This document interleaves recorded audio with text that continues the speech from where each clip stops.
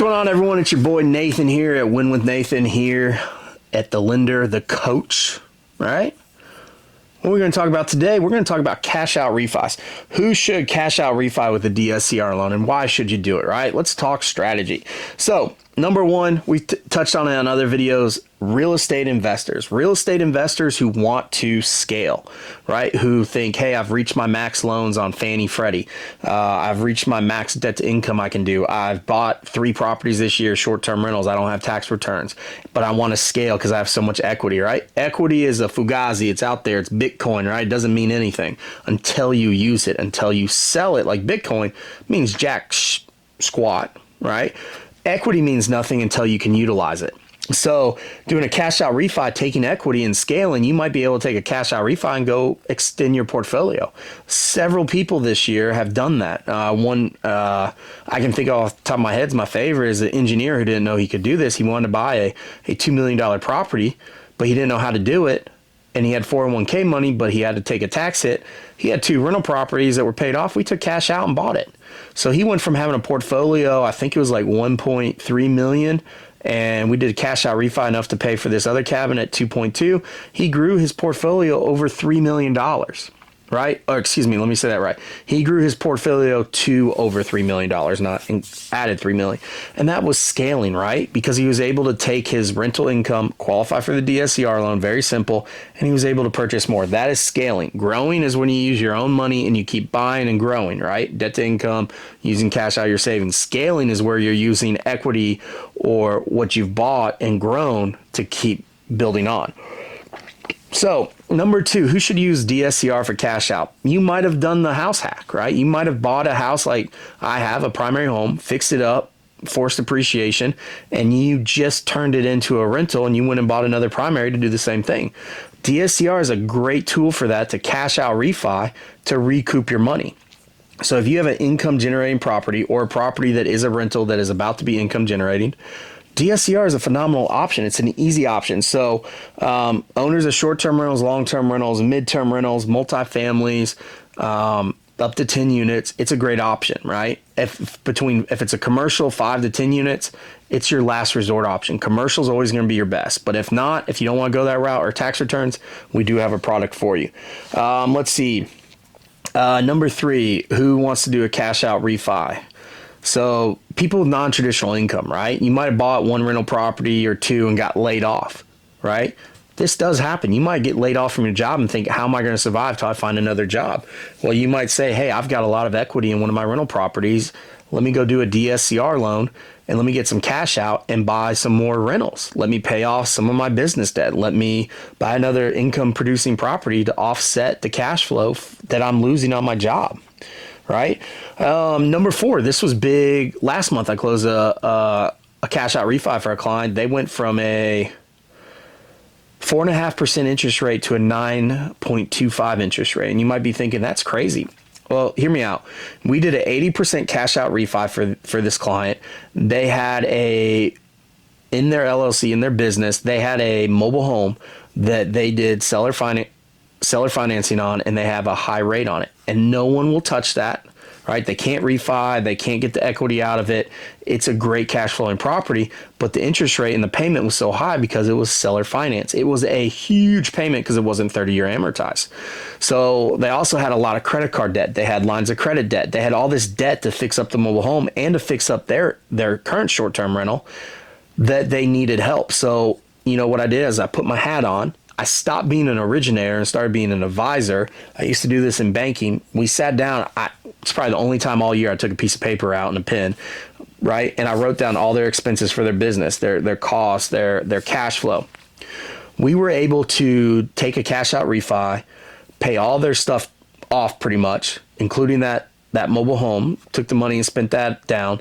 So they took a cash out refi on a property that still was debt servicing 1.25, right? Which means it's still cash flowing.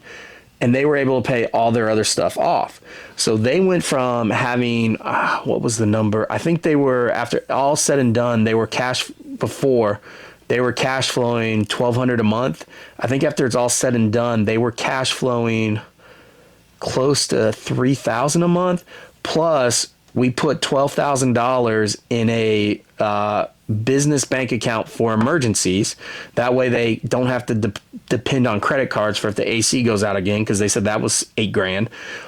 And then the plan with them is we did it as a 12-month bridge loan because they believe rates will come down by the end of the year. So they took the higher rate. I think it was 9.25%, and it made sense, right? So people who want to consolidate and reallocate debt and maybe increase cash flow overall for the next couple years, 1 or 2 years, good. And then refinance later on if you want, right? So that type of investor who's trying to maximize cash flow by looking at everything, they might have a business credit card that's 20%.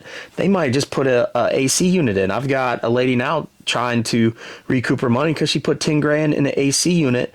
And, sadly, that put her over the threshold of what she can max out refi, right? So a cash out refi can help you. You want to talk to an expert and actually look at it. It's not always about reducing your interest rate. It's about reducing the burden on you, right? As a banker, we would look at cash flow versus expenses, and we'd actually write out basically your bills. And you want to look at that. Interest rate doesn't matter in investing. What matters is the benefit and the goal. If your goal is to increase cash flow, I guarantee you 90% of the people out there think the only way to do that is with interest rate reduction. It's not. You got to look at your portfolio as a whole.